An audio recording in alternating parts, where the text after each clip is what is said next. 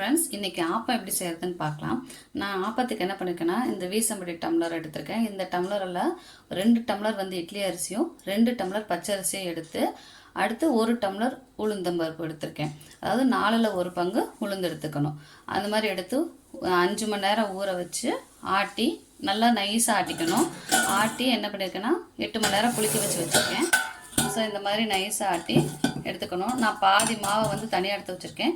இப்போ எவ்வளோ சுடுறனோ அதை மட்டும் எடுத்திருக்கேன்.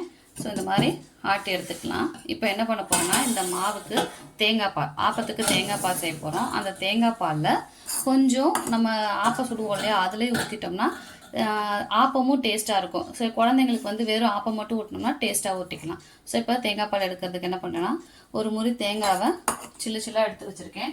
அதோட ஏலக்காய் சேர்த்துக்க போகிறேன். ஏலக்காயை சேர்த்து இப்போ நான் இதை தேங்காய் பால் எடுத்துக்கலாம். தேங்காவை அரைச்சி தேங்காய் பாலை ஃபில்ட்ரு பண்ணி எடுத்துக்கலாம். ஸோ இது கொஞ்சம் தான் பால் வந்திருக்கு. இதை நம்ம என்ன பண்ணிக்கலாம், திருப்பி ஒரு தடவை போட்டு தண்ணி ஊற்றி அடித்து எடுத்துக்கலாம். தேங்காய் பால் ரெடி ஆயிடுச்சு. ஸ்வீட் சேர்த்துறதுக்கு முன்னாடி நம்ம என்ன பண்ணிக்கலாம்னா, நம்ம மாவில் ஒரு 2-3 கரண்டி எவ்வளோ தேவைப்படுமோ அதை சேர்த்துக்கலாம். மாவு வந்து நல்லா ஊற்றுனா இந்த மாதிரி பதத்துக்கு வரணும். அந்த அளவுக்கு தேங்காய் பால் ஒரு 3 கரண்டியோ 4 கரண்டியோ நம்ம மாவுக்கு ஏற்ற மாதிரி சேர்த்துக்கலாம். இப்போ இதை ஊற்றிக்கலாம். இந்த தேங்காய் பாலில் உங்களுக்கு ஜீனி பிடிக்கும்னா ஜீனி ஆட் பண்ணிக்கலாம், இல்லை கரும்பு சக்கரை, மண்டவெல்லம் எது வேணாலும் நம்ம சேர்த்துக்கலாம். இப்போ நான் வந்து பாதியில் வந்து ஜீனியும் பாதியில் வந்து கரும்பு சக்கரையும் கலந்துக்க போகிறேன். 2ஆக பிரிச்சுக்கிட்டேன். இதில் 1 வந்து கரும்பு சக்கரை சேர்த்துக்கிறேன்.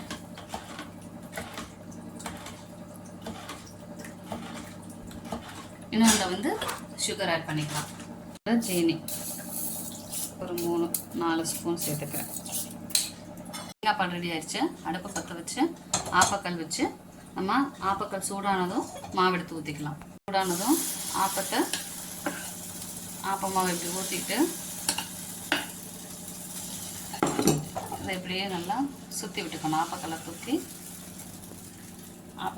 இப்படி சுற்றி விட்டுக்கலாம். எல்லா பக்கமும் பரப்பி விட்டு மூடி போட்டுக்கலாம். நீங்கள் எண்ணெய் ஊற்றணுன்னா சுற்றி எண்ணெய் ஊற்றிக்கலாம். இது நான்ஸ்டிக்னால அப்படியே வச்சுக்கலாம். எல்லாம் ஓப்பன் பண்ணி பார்த்தா நல்லா வெந்து சைடெல்லாம் எப்படி அதுவே மடங்கி இருக்கும். ஸோ இப்போ ஆப்பத்தை எடுத்துக்கலாம். ஆப்பம் சுவையான ஆப்பம் ரெடி.